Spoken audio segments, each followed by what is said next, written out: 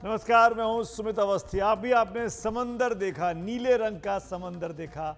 दरअसल बीते शनिवार को जो बहुत बड़ी खुशियां भारतीय टीम ने 140 करोड़ हिंदुस्तानियों को दी थी, उन 140 करोड़ हिंदुस्तानियों ने आज एक साथ मिलकर हिंदुस्तान के इन 15 हीरोज का जो वेलकम किया है, वो रोहित शर्मा और उनकी टीम आजीवन याद रखने वाली है। मुंबई में वानखेड़े स्टेडियम में टीम का सम्मान किया जा रहा है और आप ये कहते हैं सार्वजनिक सम्मान समारोह हो रहा है। वानखेड़े के दरवाजे खोल दिए गए हैं। वानखेड़े की कैपेसिटी 33,000 की है, पर मुझे बताया गया कि करीब 50,000 के आसपास लोग वानखेड़े स्टेडियम के अंदर मौजूद हैं। करीब 3 घंटे तक ये शानदार रोड शो, विक्ट्री मार्च, विजय जुलूस, जो आप इसको नाम दें, वो उसके लिए भीड़ सड़कों पर रही। टीम करीब 1-1.25 घंटे तक सफ़र तय कर अब वानखेड़े स्टेडियम के भीतर पहुंच चुकी है। ये जो तस्वीरें आप देख पा रहे हैं, ये कुछ देर पहले की हैं।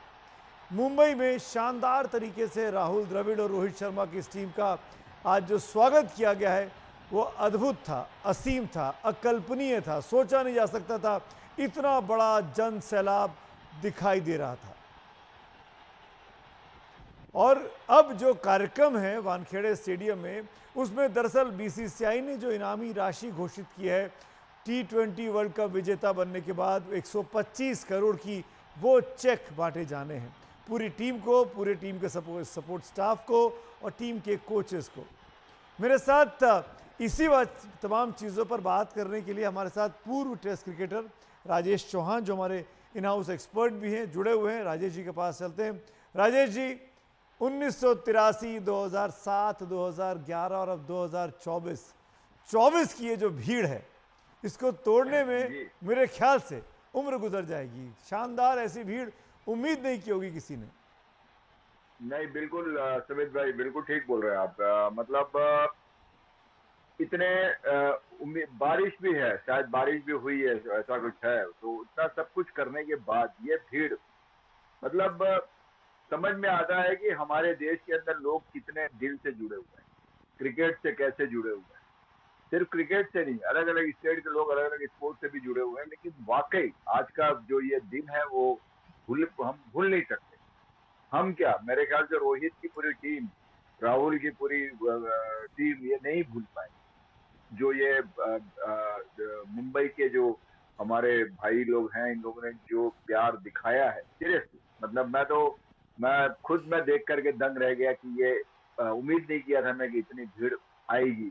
लेकिन राजेश जी, मैं अगर मतलब ये तो अपनी बात बताऊं तो जब मैंने ये हुजूम देखा मरीन ड्राइव पर शाम को करीब 4:30-5 बजे, जब पहली तस्वीरें आई, तो मुझे लगा कि चलो अच्छा हुआ मुंबई में ही हो रहा है, दिल्ली में ट्रैफिक की समस्या नहीं होगी, हम लोग आसानी से रह जाएंगे। लेकिन जो ये दीवानगी देखी हुजूम की, जब इस भीड़ के जो क्लोजअप्स आने शुरू हुए, जो इंस्टाग्राम पे और फेसबुक पर तमाम वीडियोस पड़े हुए हैं फैंस के, उन तमाम चीज़ों को देखकर तो लगता है कि काश कि हम भी वहाँ मौजूद होते और इस पूरे खुमार का हम भी हिस्सा बनते। और ये खुमारी क्रिकेट के फैंस की शायद यही है, हमको दुनिया से अलग खड़ा करती है। इसीलिए भारत का मैच वेस्ट इंडीज़ में जब होता है, तो भारत के प्राइम टाइम के हिसाब से तय किया जाता है कि भारतीय टीम तो शाम को खेलेगी 8 बजे, चाहे दुनिया की कोई भी टीम कभी भी खेले। एम आई राइट? बिल्कुल ठीक बोल रहे हैं आप। मैं आ ही रहा था उस सब बातों पे। और आप सबसे मैं जो बोल रहा था कि ये सिर्फ अभी तो 2 किलोमीटर का है, शायद 2 किलोमीटर की यात्रा थी। मैं सोच रहा हूँ कि अगर आज ये यात्रा पूरी एयरपोर्ट से भी रखी जाती ना, तो शायद पूरे एयरपोर्ट से यहाँ तक पूरी भीड़ हो जाए। मैं ऐसा उम्मीद कर। तो ये मतलब ये यही क्या बोलते हैं, प्यार, यही इमोशन, यही लोग, सब ये सब हमारी टीम के साथ जुड़ा हुआ है कि हम लोगों ने ट्रॉफियां जीतनी शुरू कर दी। हमारे यहाँ के क्रिकेट खिलाड़ी जो हैं, उन लोगों ने परफॉर्मेंस देना वर्ल्ड लेवल पे शुरू कर दिया। और वो अभी तो आपको इसमें मैं जो देख रहा हूँ, मुझे तो ये फील आ रहा है कि इस टीम के ऊपर प्रेशर इतना ज्यादा हो जाएगा अपनी कंट्री के, अपने देश के लिए, कि खेलने के लिए और परफॉर्म करने की। राजेश जी, आपकी आवाज़ चली गई, शायद म्यूट हुआ बीच में, लेकिन मैं कुछ तस्वीरों को डिस्क्राइब कर दूं जिन लोगों ने अभी अभी अपने स्क्रीन ऑन किए हैं। बस चल रही है, ओपन बस है, बस की छत पे पूरी टीम मौजूद है।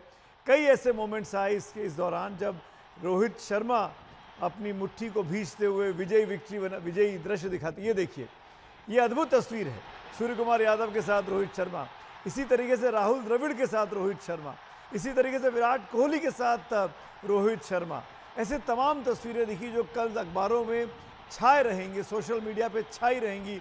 और टीम का उत्साह इतना ज़्यादा था कि जैसे ही वानखेड़े के पास पहुंचे हैं तो सबने एक साथ डांस करना शुरू कर दिया। और शायद ये फैंस का ही उत्साह था कि इन तमाम लोगों को, इन तमाम प्लेयर्स को इन फैंस की खुशियों में शामिल करा दिया। हर फैन अपने प्लेयर से ज़्यादा उस ट्रॉफी को देखना चाहता है जो अभी आते आते कुछ 5-6 महीने पहले रह गई थी। आपको ये भी बता दें कि आज सुबह दिल्ली में थी टीम, जब बारबाडोस से लौटी है तो पहले दिल्ली पहुंची है और दिल्ली में प्रधानमंत्री से मुलाकात हुई है। यहाँ दिल्ली में भी उनका स्वागत हुआ है भव्य तरीके से। और अब मुंबई में उनका सार्वजनिक सम्मान समारोह बीसीसीआई के द्वारा आयोजित किया गया है, जहाँ पर उनको वो इनामी राशि मिलने वाली है। और सबसे बड़ी बात, ये खुशियाँ हिंदुस्तान के आवाम में भी एक नया जोश भर रही हैं। एक आखिरी चीज़ और राजेश जी आपसे पूछना चाहूँगा, क्योंकि कार्यक्रम तो अब वानखेड़े के अंदर चल रहा है, वहाँ की तस्वीरें जैसी आएंगी वो भी हम दिखाएंगे दर्शकों को। एक साथ 3 बड़े प्लेयर अब नहीं खेलेंगे T20 में। विराट भी नहीं है, रोहित भी नहीं है, रविंद्र जडेजा भी नहीं है।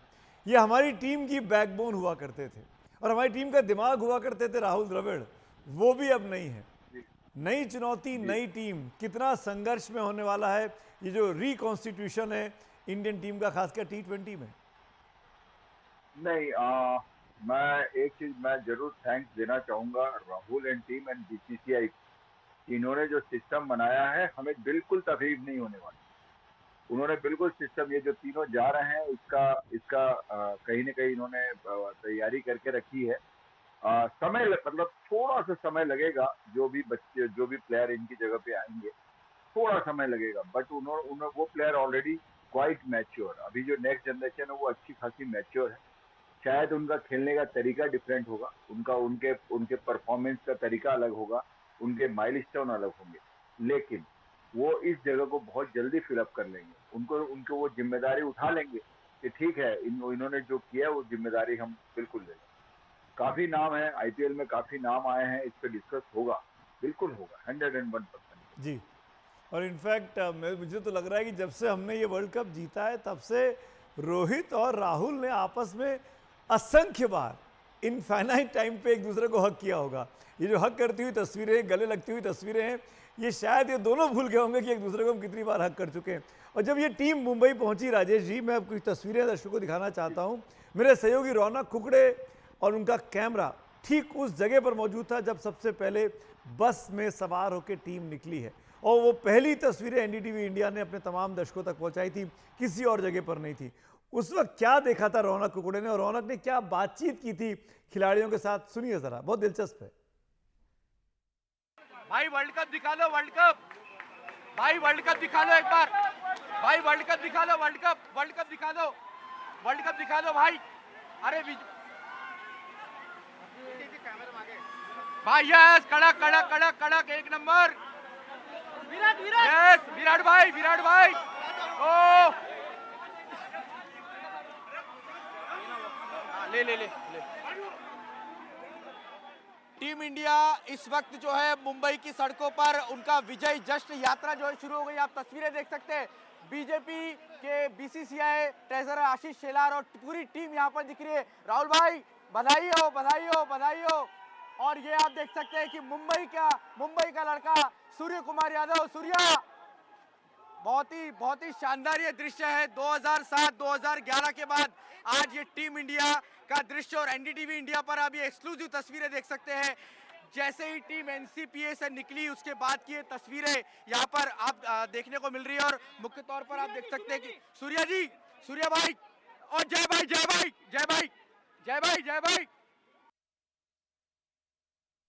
आपने रौनक कुकड़े को, रौनक हमारे राजनीतिक रिपोर्टर है, पॉलिटिकल बीट्स कवर करते हैं, मुंबई के ब्यूरो चीफ हैं और जिस अंदाज में उन्होंने बातचीत करते करते बीसीसीआई को बीजेपी बोल गए तो शायद समझा जा सकता है कि उनके ज़बान पर उस वक्त जहन में क्या चल रहा था, क्योंकि बीजेपी के तमाम नेता आज की तारीख में बीसीसीआई में अलग अलग पदों पर भी है, जैसे कि आशीष शेलार का नाम भी रौनक ने लिया। खैर चलते हैं, विमल मोहन मेरे साथ जुड़ गए हैं, हमारे स्पोर्ट्स एडिटर विमल मोहन। डॉक्टर साहब हमारे मौजूद हैं इस वक्त स्टेडियम के बाहर जहां पर जश्न चल रहा है।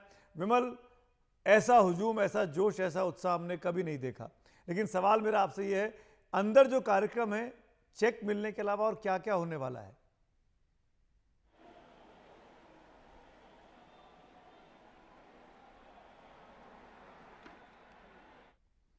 विमल, क्या आपको मेरी आवाज आ रही है? विमल, बिल्कुल आ रही है, आ रही है। सवाल सिंपल सा है, स्टेडियम के अंदर टीम पहुंच गई बिल्कुल। है, अंदर चेक मिलना है 125 करोड़ जो कि अनाउंस किया गया है बीसीसीआई की तरफ से, और क्या कार्यक्रम है? देखिए, जो टीम सबसे पहले तो राष्ट्रगान हुआ, टीम का जो फैन है, जो पूरा 33,000 दर्शक है यहाँ पे इसके अंदर और बाहर भी काफ़ी सारे दर्शक हैं जिन्होंने उनका जोश बढ़ाया। आवाज़ आती है, यहाँ पे लोग रिस्पॉन्ड करते हैं और देखिए अब जो टीम की एक झलक पाकर काफ़ी लोग लौट भी रहे हैं। सबसे पहले उन्होंने सपोर्ट स्टाफ को जो इनाम देना शुरू किया, द्रविड़ के नाम पे बहुत सारा शोर मचा यहाँ पे, और इसके बाद खिलाड़ियों को सम्मानित किया जा रहा है, वो प्रक्रिया जारी है। बड़ी बात यह है कि आज बारिश भी हुई, तेज़ हवाएं चली, लेकिन फैन पिछले 4-5 घंटे से, थोड़ा देर भी कार्यक्रम हुआ, 7:30 बजे ख़त्म होना था, लेकिन मुझे लगता है कि अगले 1 घंटे तक ये कार्यक्रम चलेगा। तो 3 घंटे तक देर तक ये जो फैंस हैं बंधे हुए हैं, और 3-4 घंटे पहले से मुझे 2 बजे से गेट के पास बच्चे, बूढ़े, हर उम्र के, हर तबके के लोग एक झलक पाने के लिए, विश्व विजेताओं की एक झलक पाने के लिए गेट पे रहे। गेट क्रैश भी हुआ है एक बारी। तो ये जो है, ये जो जज्बा है क्रिकेट को लेकर, वो इसकी एक बयानगी है और ये साफ दिखाता है कि फैंस ने इस गेम का कद कितना ऊंचा कर दिया है। और जब विश्व विजेताओं ने इस टीम जो ये कप जीता है इतने इंतज़ार के बाद, जाहिर तौर पे सोने पे सुहागा है। बिल्कुल विमल, बहुत बहुत शुक्रिया इस अपडेट के लिए कि कार्यक्रम अब समापन की ओर चला गया है। स्टेडियम के अंदर सपोर्ट स्टाफ को इनाम दे दिया गया है। 17 साल बाद T20 की ट्रॉफी देश लौटी है और 17 साल का ये जो इतने दिनों का जो उत्साह अंदर था, वो आज मुंबई के तमाम क्रिकेट फैंस ने आज रोहित शर्मा और उनकी हिटमैन आर्मी को ऐसा सरप्राइज़ दिया है कि रोहित शर्मा भी इस विदाई को हर वक्त, हर पल याद करते रहेंगे।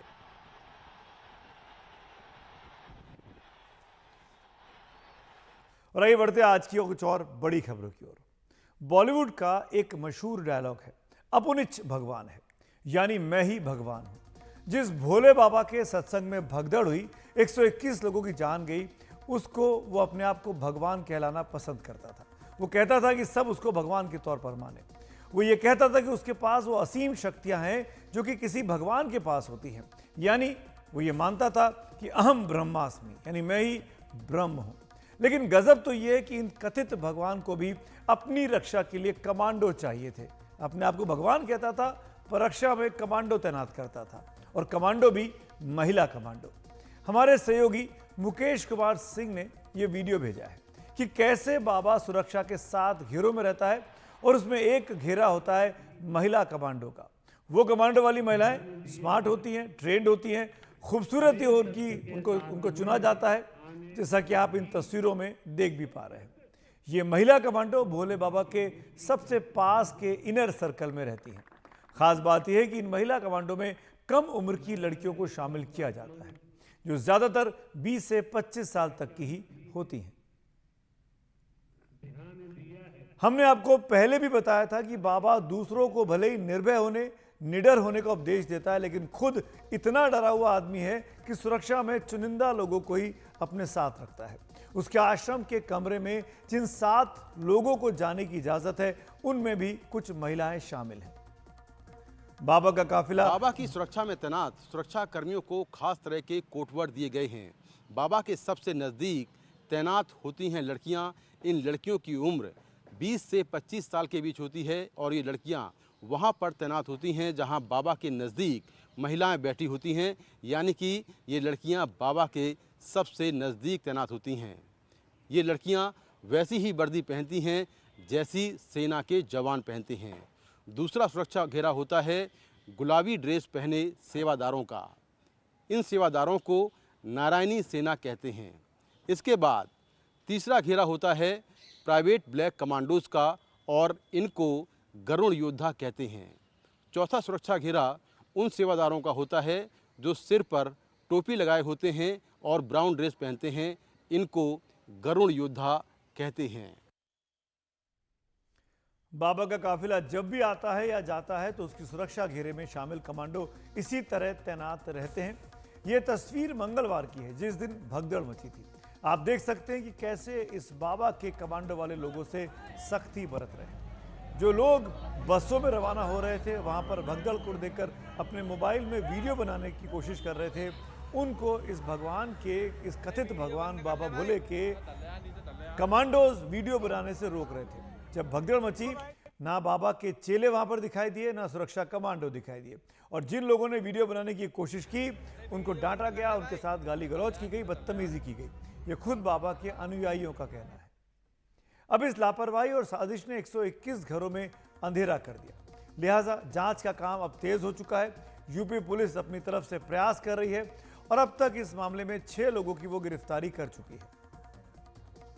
6 लोगों की अभी गिरफ्तारी हुई है, जिसके अंदर राम लड़ेते पुत्र रहबारी सिंह यादव निवासी भानुपुरा थाना कुरावली जनपद मैनपुरी, उपेंद्र सिंह यादव पुत्र रामेश्वर सिंह निवासी शिकवाबाद जनपद फिरोजाबाद, मेघ सिंह पुत्र हुकुम सिंह जनपद हाथरस सिकंदराबाद थाना, इनकी गिरफ्तारी की गई है। मंजू यादव पत्नी सुशील कुमार थाना सिकंदराबाद, इनकी गिरफ्तारी की गई है।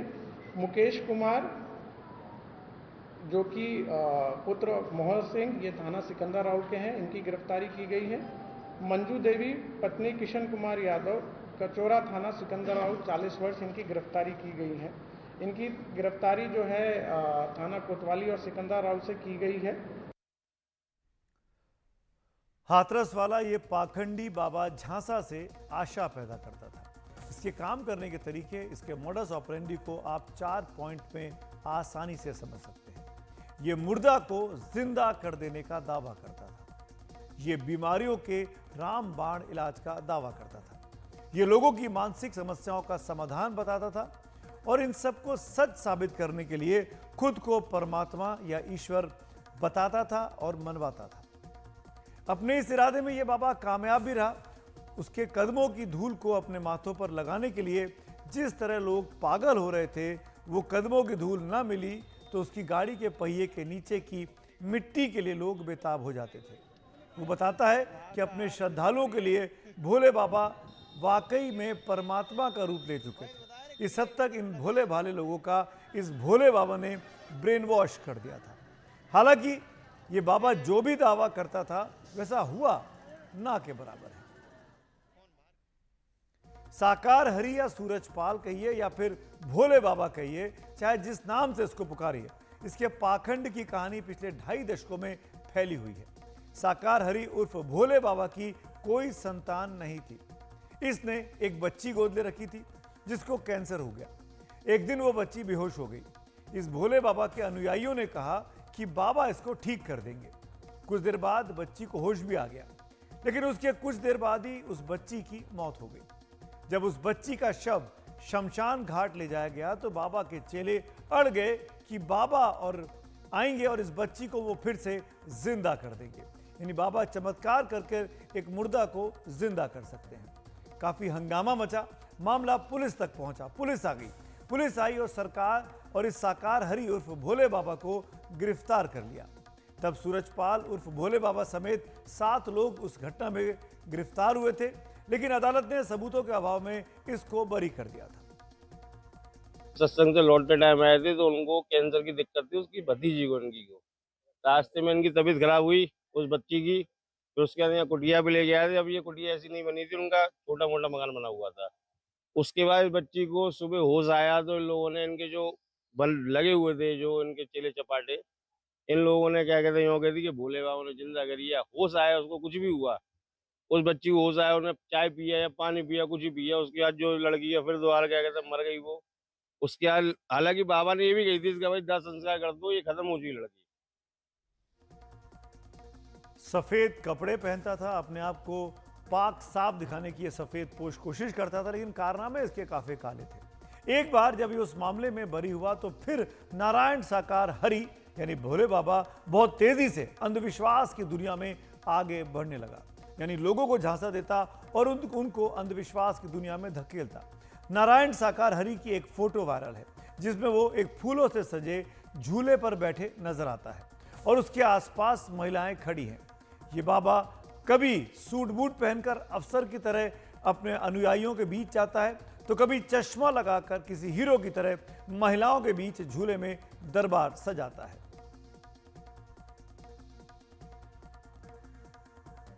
एक बात तो साफ है कि हाथरस पुलिस बाबा के खिलाफ सीधे तौर पर कोई कार्रवाई करने नहीं जा रही है। यहाँ तक कि पुलिस ने अब तक उससे पूछताछ भी नहीं की है।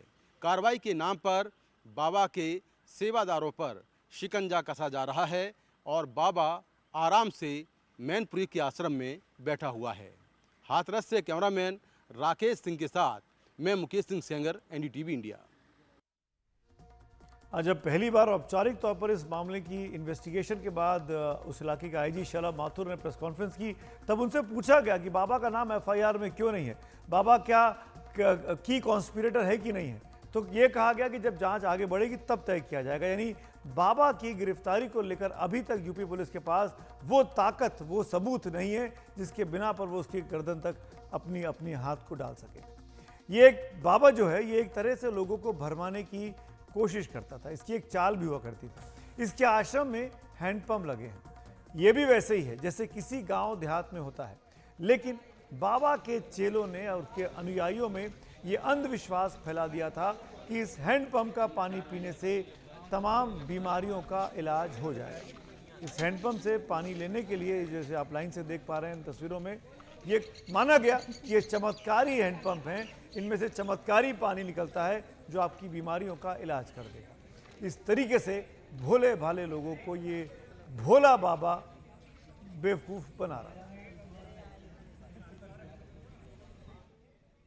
इस पाखंडी बाबा की उसी अदा पर लाखों लोग फिदा हो जाते थे, लेकिन मंगलवार को हाथरस में जिस तरह 121 लोगों की निर्मम मौत हुई और बाबा की संवेदनहीनता दिखी, उसके बाद से अब बाबा के अनुयायियों का मोह भी भंग होता दिखाई दे रहा है।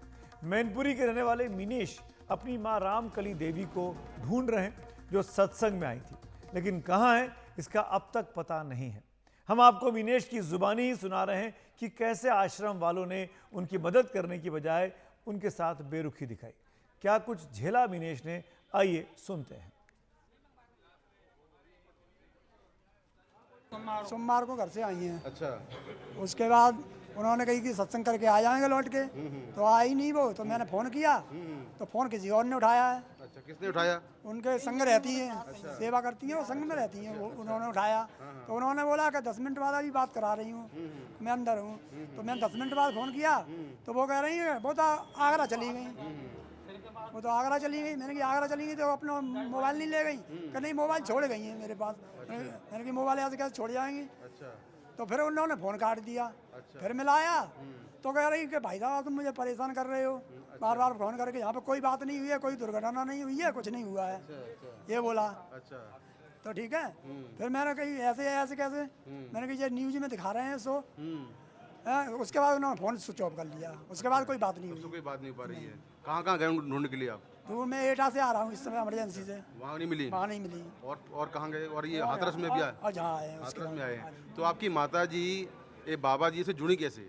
जुड़ी तो वो काफ़ी साल हो गए जब से जहाँ शुरू हुआ था। अच्छा, यहीं से कुटिया पे से जुड़ी हुई हैं। तो आप भी जुड़े थे उनसे क्या? नहीं, हम तो कई एक आध बार जाते हैं, हम तो आगरा जॉब करते हैं। अच्छा, माता जी अकेले घर से जुड़ी हुई थी और घर से कोई जुड़ा हुआ नहीं था? तो सेवा करते चले जाते हैं महीना 2 महीना। तो ऐसा क्या है कि घर में महिलाएं जुड़ी हैं और मतलब आप लोग नहीं जुड़े? ऐसे ही अब ये तो श्रद्धा उनकी, अब मैं क्या करूँ इसमें। अब हम मना करते हैं तो वो कोई मानते तो है नहीं। आपने मना किया कभी जाके? मैंने बहुत बार किया कि घर पे ही कर लिया करो, बड़े बूढ़े हो गए हो। अब वो नहीं मानते तो हम क्या करें बताओ। अच्छा, बाबा जी के बारे में क्या जानते हो? जानते हो थोड़ा बहुत आप? नहीं, आइडिया नहीं है कुछ। माता जी जानती हैं? कुछ बताया उन्होंने? अब उन्होंने मुझे कुछ नहीं, जी करे बहुत बढ़िया है बाबा जी, सब कष्ट दूर कर देते हैं वगैरह वगैरह। अब भाई इसके बारे में मुझे तो मालूम नहीं है। अच्छा, कुछ आश्रम के बारे में बताया हो बाबा के? कुछ उनके बारे में बताती हूँ मम्मी? कितने सत्संग उन्होंने ज्वाइन किया अभी तक? कब कितनी बार गई सत्संगों वो में? सर ज़्यादातर सत्संग में ही रहती हैं। कितने कर लिए होंगे अभी तक? सर मैं कह रहा हूँ ज़्यादातर सत्संग में महीना में 2 बार घर पे आया ज़्यादा से ज़्यादा, अच्छा, बाकी सत्संग में ही रहती हैं। तो कहाँ कहाँ गई हैं वो? मतलब कौन कौन शहरों में गई हैं? कहाँ कहाँ सत्संग हुए? सर बहुत जगह गई हैं, अब मुझे तो आइडिया नहीं है। जैसे जैसे थोड़ा बहुत बताइए। डोसा, राजस्थान, काफ़ी, अच्छा, हाँ, ग्वालियर, एटा, मेरठ से बहुत, हर जगह ही जाती है, मतलब सत्संग में जुड़ी हुई हैं। तो आपको क्या लगता है जो घटना हुई है इसके लिए बाबा भी जिम्मेदार हैं कहीं? सर इसका क्या कहें, इसका हम क्या बोले अब इसके बारे में। अच्छा, इसी तरह के हाथरस के सोखना गांव के रहने वाले प्रताप सिंह की 70 साल की मां जयमनती देवी, 42 साल की भाभी राजकुमारी और 9 साल की भतीजी की उस भगदड़ में मौत हो गई थी। अब वो कह रहे हैं कि इस पाखंडी बाबा के खिलाफ कड़ी कार्रवाई होनी चाहिए। ये कहाँ भगदड़ में ही डेथ हुई इनकी? कहाँ पे इनकी भगदड़ में दर्द। अच्छा अच्छा अच्छा, तो आपको जानकारी कैसे मिली? गांव से मिली थी, अच्छा, गांव के लोगों ने बताया? बताया कि वहाँ भाई भगदड़ हो गई है, वहाँ पर जाके देखो क्या स्थिति है। फिर हम आ गए तो हमको ये कभी आप गए सत्संग में? मैं कभी नहीं गया, अच्छा, तो आप क्यों नहीं जाते थे? आपके घर वाले सब जा रहे हैं। पता नहीं इन बातों को। अच्छा, तो माँ को रोका नहीं आपने? जब आपको आप खुद नहीं मानते, माँ को नहीं रोका आपने? बड़ी उड़ी थी, उसको हम रोक नहीं सकते, उनसे कुछ कह भी नहीं सकते थे। अच्छा अच्छा, हाँ, कई बार रोका आपने? कई बार रोका है। तो क्या बोलती थी? मैं तो वही प्रभु है, वो तो यूँ कहती थी। अच्छा, तो बाबा में ऐसा क्या था कि वो अचानक कब से जुड़ी थी बाबा से? हो गए 7-8 साल हो गए। ऐसा तो बाबा के बारे में क्या बोलती थी? मतलब क्यों जाती थी? क्या बताती थी बाबा के बारे में? वही जो बड़े बुजुर्ग बताते हैं वहीं के, बच्चों की सेवा करो और बच्चों घर में शांति रखो, बस यही बताती थी। तो ये सारी बातें कॉमन है इसमें, नया क्या है इसमें? इसमें कुछ नया नहीं था। अच्छा अच्छा, आप बताइए, आप कभी गए सत्संग में? नहीं, मैं नहीं गई। अच्छा, कोई गया है आप में से सत्संग में? कोई नहीं गया? मेरी सास कहती थी कि चलो, पर हम कहते नहीं, हम नहीं मानने, तुम मानो इनको। अच्छा, तो हमसे कहती तुम कोई नियम धर्म नहीं करती, नहीं करोगी, तुम्हें कोई ज्ञान नहीं है। मैंने कि अपना ज्ञान तुम अपने जोरे रखो, हम नहीं जाएंगे। तो वो निरी मना करते थे, अब भी मैं मना करती, मुझसे कह रही थी तू भी चलना, लेकिन मैं अपने मामा के घर चली गई थी। अच्छा। अपने बच्चों को लेके। तो बाबा के बारे में क्या बोलती थी? कि बाबा के बारे में कि मतलब क्या उनके आश्रम है, कुछ बताती थी उनके बारे में, बाबा के बारे में? नहीं, ऐसा कुछ नहीं बताती थी, बस वो यूँ कहते थे मेरे तो बस भगवान वो ही हैं, और वही मेरी तो बस घर वार परिवार वालों को बस वही देखते हैं, वही देखेंगे। अच्छा, बस इतना ही बोलती है, और कुछ नहीं बोलती। तो आप लोग रोकते थे उनको कि जाने से? बहुत रोकते थे, मैंने कि इनको मत मानो, बाबा हैं तो मैंने कि जो हमारे घर में अनहोनी हो रही हैं, बच्चे भी बीमार हो जाते हैं जब कभी। और इसके हस्बैंड मतलब मेरे जेठ जी लगते थे, वो भी खत्म हो गए। मैंने जब जो इसका बेटा भी वो भी खत्म हो गया। मैं जब तुम्हारे प्रभु हैं तो इतना कुछ हो गया, रोका क्यों नहीं? ठीक बात है। सुबह कहती थी अरे तुम कुछ नहीं समझती हो, तुम कुछ नहीं जानती हो। मैंने कि नहीं, हम नहीं जानते, तुम जानती हो, तुम अपना ज्ञान अपने पास रखो, जो हमारे साथ हो रहा है बस हम वही जानते हैं, कुछ नहीं जानते हम। कितने सत्संगों में गई होंगी अभी तक वो मुझे तो पता नहीं, मेरी शादी को तो 7 साल हुई हैं। अच्छा, घर के जो बाकी मेंबर गए थे उनके साथ में, वो अपनी मर्जी से गए थे या लेकर गई थी? नहीं, मेरी सास लेके गई थी उनको। वो उससे पहले कभी गए थे? नहीं, अच्छा, उससे पहले कभी नहीं गई। वो बस जिद कर गई थी कि चल, पास में ही हो रहा है ना सत्संग, तो चल। तो नहीं मानी, बोले वाले की जबरदस्ती। तो अभी जो घटना हुई है पूरी, इसके लिए आप किसको जिम्मेदार मानती हैं? क्या लगता है आपको? जिम्मेदार हम तो अपने बाबा को मानते हैं। अच्छा, जो पब्लिक उनके साथ भाज रही तो उनको रुकना चाहिए था वहीं पे, जो इतनी पब्लिक भाज रही है। सब जो कुछ हुआ है सब उनकी वजह से हुआ है सब। तो आप भी मानते हैं कि बाबा जिम्मेदार है? बिल्कुल, बाबा जिम्मेदार है। अच्छा, किस तरह की कार्रवाई की मांग करते हैं? 3 मौतें आपके घर में एक साथ हुई हैं, क्या कार्रवाई चाहते हैं आप? ये सत्संग बंद होना चाहिए और बाबा को जेल में जाना चाहिए। अच्छा, तो बाबा के जो भक्त रहे, अनुयायी रहे, जिनके साथ जो कुछ हुआ बीते 2 दिनों में, उसके बाद उनके परिजन अब इस बाबा से उनका मोह भंग होने लगा है। मेरे साथ इस वक्त उत्तर प्रदेश के डीजीपी रह चुके विक्रम सिंह जी जुड़ रहे हैं। आपका स्वागत है विक्रम सिंह जी, बहुत बहुत धन्यवाद वक्त निकालने के लिए। अभी आज आपने सुना होगा आईजी ने पहली बार प्रेस कॉन्फ्रेंस की विवेचना के बाद, जब से एफआईआर हुई है इस पूरे मामले में, और आज भी एफआईआर में अभी तक कोई नाम नहीं है बाबा भोले का। यहां तक कि जब सवाल पूछा गया तो कहा गया आगे देखेंगे इन्वेस्टिगेशन में, जब जांच होगी तब देखते हैं। ये क्या लगता है, कोई बचाने की कोशिश है, लीपापोती है, या डर है किसी बात का? मैं समझता हूं कि समस्त तथ्यों का समावेश करके, जिसको मैं कहता हूं ओवर थिंकिंग। एक अगर मैं आपसे पूछूं 2+2 कितना होता है, तो आप कह देंगे 4, लेकिन किसी एक एमएससी मैथमेटिक्स टॉपर से पूछेंगे तो कैलकुलेटर निकालेगा और लॉग टेबल निकालेगा, उनको दुनिया भर के कैलकुलेट करेगा, हाँ साहब अब इसमें लगता है 4 आने वाला है, और फिर भी मैं जरा कंसल्ट कर लूं। तो ओवर थिंकिंग से ये जब होता है, आपको मालूम है कि जो गंगोत्री है और जो इस पूरे चीज का ताना बाना बुना है, दूल्हा बाराती का बाबा है, उसमें सोचने का क्या काम। और पुलिस और प्रशासन इससे जाना जाता है, हंटर की चोट और तत्परता के साथ, अगर प्रमाद और विलंब के साथ आपने किया तो बहुत अच्छा काम भी बहुत निकृष्ट हो जाता है। बेहतर ये होता, क्योंकि अगर बाबा नहीं है तो जाहिर है कि कोई और भी, किसके ऊपर आप इशारा कर रहे हैं। बेहतर ये हो कि बाबा के ऊपर आप इनाम कर दें। उनका अगर नाम आपने FIR में नहीं लिखा है, ये तो एक त्रुटि थी ही प्रशासनिक, तो कम से कम अब जो दूसरी प्रक्रिया है कि प्रकाश में ला करके, जिसको कहते हैं जो प्रकाश में आए, ब्रॉट टू लाइट, उनका नाम लेकर के फिर भी उनको वांछित अपराधी बना के, पलायित अपराधी बना के, एब्सकॉन्डर घोषित करके। मुझे तो विक्रम सिंह जी, जैसा कि हमारे रिपोर्टर्स बता रहे हैं, ये अपने मैनपुरी के आश्रम में मौजूद है बाबा भोले। पुलिस वहां जाती भी है, 2-4 लोगों को अरेस्ट भी करके लाती है, 6 लोगों को जो कहा गया। मुझे तो लगता है कि शायद बाबा भोले को बचाया जा रहा है पुलिस प्रोटेक्शन में। ऐसी तस्वीर बन रही है कि और कोई अंदर ना जा पाए, क्योंकि अब लोगों में गुस्सा हो गया है। 120-22 लोगों की जान चली गई है। आप सुमित जी बिल्कुल सही कह रहे हैं, इसमें ज्यादा सोचा नहीं जाता है। इसमें ला करके तुरंत करना चाहिए था बाबा जी को, सलाख के पीछे बाबा जी कहना नहीं, हाँ सूरजपाल को डालना चाहिए था, सलाख के पीछे नहीं डाला। इसको मैं प्रशासनिक भूल और त्रुटि समझ रहा हूं। और अगर मैनपुरी आश्रम में है, जो कि ATS और STF, ये कोई बड़ी चीज नहीं है, ये 5 मिनट का काम है ऐसे लोगों का पता लगाना, ज्योग्राफिकल लोकेशन, और इतने ज्यादा चेले चपाटों के साथ जो रहता सुमित जी, उसको सलाह के पीछे रहना चाहिए, न कि अपने आश्रम में। किस बात का प्रमाद हो रहा है, किंग कर्तव्य मूड, ये कम से कम पुलिस को, प्रशासन को शोभा नहीं देता है। इसमें तो बिल्कुल ट्रिगर ऑपरेशन हो जाना चाहिए था। ट्रिगर ऑपरेशन नहीं सही तो कम से कम अब जेल की सलाह के पीछे तो कर दो। अब तक जो चूक पे चूक दर चूक, सीरियल एक्यूमुलेटिव फेलियर हर जगह हुआ है, कम से कम उसका छोटा सा प्रायश्चित ये होता कि बाबा को फौरन से पेशतर सलाह के पीछे डाल दे। जब ये बातें आपके मुंह से निकलती हैं, आपके कंठ से निकलती हैं विक्रम सिंह जी, तो इसका बहुत मायने है। आप उत्तर प्रदेश के DGP रह चुके हैं, और वहाँ की पुलिस क्या कर रही है ये मुझे कुछ कहने की अब ज़रूरत नहीं, क्योंकि आपने सब चीज़ें साफ कर दी। बहुत बहुत शुक्रिया हमसे बात करने के लिए विक्रम सिंह जी, धन्यवाद, थैंक यू सो मच। तो इसी नोट पर एक छोटा सा ब्रेक यहाँ लेंगे, लेकिन ब्रेक के बाद खबरें और भी आप देखते रहिए खबरों की खबर।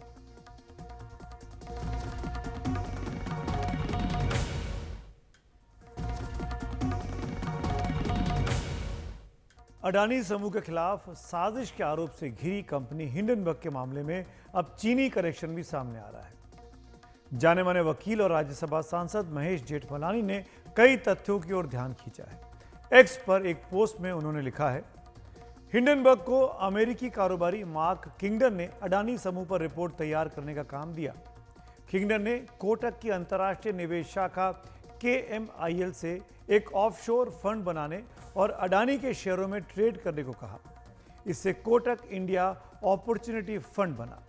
हिंडनबर्ग रिपोर्ट को तैयार होने से पहले KIOF ने मॉरिशस रूट के जरिए अडानी के शेयरों में बड़ी शॉर्ट सेलिंग की।